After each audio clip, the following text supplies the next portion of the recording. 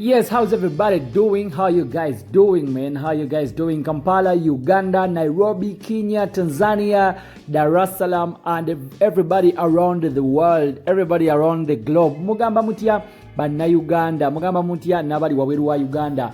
Quarantine batwale etya lockdown yebayisiza etya. Amole genya lero gakwatagana kuyo omwami gwolaba awo Eddy Kenzo ayongedde okulumya abasaidi eri n'abalaga nti ye Mazzi Mawanvu nti ye ekintu akitadde ku level ndala nnyo, ekintu akikwasaganyiza ddala n'amaanyi. Eddy ye muyimbi mu Uganda asoose okuwininga Golden Award, ye muyimbi mu Uganda yasooka okuwangula BET, ye muyimbi mu Uganda yasooka okuwangula Nickelodeon Award, kwegamba ebintu bingi nnyo bizze nga bibeerawo nga Eddy Kenzo nga yasoose okubikola. Subscribinga awo wansi tweyongereyo n'amawulire mangi nnyo aga Eddy Kenzo. Ngenda kuba nfunamu waneeno omusasi waffe atwongereyo n'amawulire ne bwino nga tukomparinga Eddy Kenzo ono ne Hamza ne Rema, ngeri gyayongedde okubalaga nti ye musajja wa maanyi, nti ye musajja tayagala mmanya wadde Rema yamukyawa oba wadde bayawukana, yagamba nti ye tata Amal kijja kusigala nga kiri bwe kityo. Oli waddembo commentinga awo wansi n'otubuulira oba n'obaako kyoyogera ku nsonga ya Eddy Kenzo okweyongera okulumya abatamwagala, okweyongera okubalaga nti ye Mazzi Mawanvu tayagala bintu bya kumumanyira, tayagala kumanya. Kankuwe omusasi waffe atulabe nga tweyongerayo namawulire, naye kola kimu kya kusubscribinga, sharinga, likinga awo wansi tubeere nga tweyongerayo n'amawulire, obeere nga tosubwa amawulire gonna getulese. Katweyongereyo. Manya nedobozi Peter Ntambi Chimso, Rich Boy Maxud Junior. Obadde okimanyi nti Eddy Kenzo Alaze eyali muganzi we Rema n'amakula kugata ne bawe Dr. Hamza nti ye Mazzi Mawanvu. Oli waddemu okuba nti osubscribinga netuba nti tutambula fenna muganda wange atanaba okuba nti osubscribinga, nawe eyasubscribinga edda nkugamba nti weebale nnyo.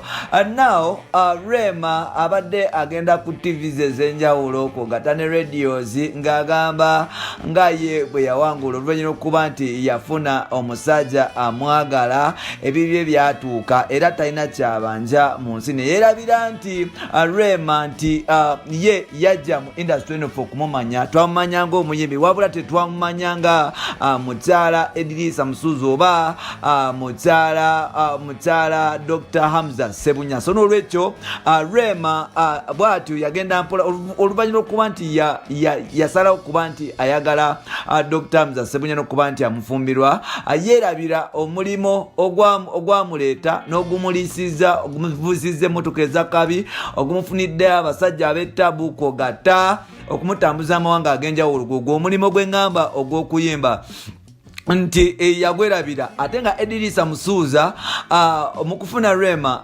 yasigala nga era agenda mu maaso n'okukola emirimu gye mpolampola, era ne Rema bwe yasazeewo okuba nti yamukyawa ate kyamuganye okuba nti agenda mu maaso ng'akola emirimu gye egy'okuyimba n'okusanyusa abantu kogata n'okwewangulira agalabo. Now nga Rema n'amakula atyanoonya comeback hit okuba nti yakomawo mu matu g'abantu because abadde talinawo oluyimba terwakoze bulungi.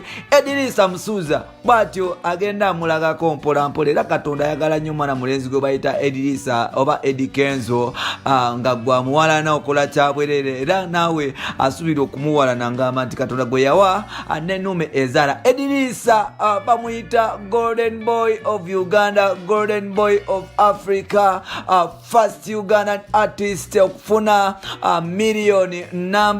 million subscriber ku YouTube. Mbwekityo mu ati oba creativity ye mu ati we nabwekityo YouTube yavuddeyo neba nti emuwa ekirabo ekya gold, era nga ku kirabo ekyo Eddy Kenzo bamuwereddeko n'omutema gwa ssente. Kyasikirizibwa ne gavumenti ya Uganda okuba nti emupiikingayo yonna gyali, okuba nti emukomyawo wano ku butaka, abeere nti ya celebratinga mpola, era nga Eddy Kenzo alina ebyafaayo byagenda ng'ateekawo mpola mpola. Kino nno kikuba ebituli mu bantu abasekerera abaali basekerera Eddy Musuuza abaali bamuyita Feriambo olw'okuba Rema yagenda kwogatta ne Dr. Hamza okuba nti amunyagako omukazi. Bino nno byampuna eno duniya tumaliramu bwereere. Olwaleero gwa kalina enkya kaba wa mulala. Akagoba ka Eddy Musuuza muganda wange ye first Ugandan artist okuba nti yafuna BET award, first Ugandan artist okuba nti yafuna BET award, first Ugandan artist okuba nti yafuna Nickelodeon award, first Ugandan artist okuba nti afuna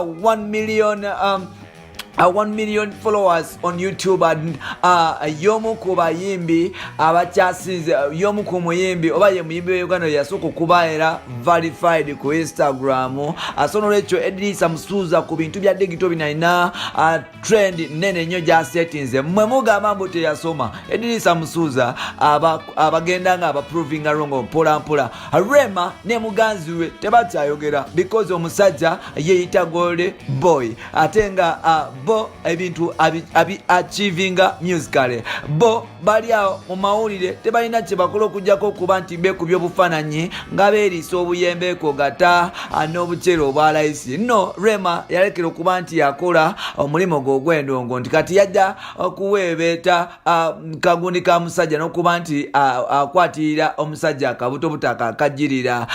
Kikulaga nti hard working boy Eddy Musuuza atekinze over. Kino nno kikulaga nti Eddy Musuuza Mazzi Mawanvu ngoma nene compared ku bintu ebirala era nga Kenzo agenda approving Rema ne Dr. Hamza nti mmwe temulina kye mumanyize ndi wakabyo basingako bino n'ebirala byoba olina mu episodes zaffe ziddako zikadde ntambijimuzo. You can subscribe on this channel tubala tutambula mpolampola n'okuba nti tukwatagana toli waddemu okuba nti oleka opinion yo wansi awo ne tuba nti tutambula ffenna muganda wange. Big up on yourself. Chivuddemu.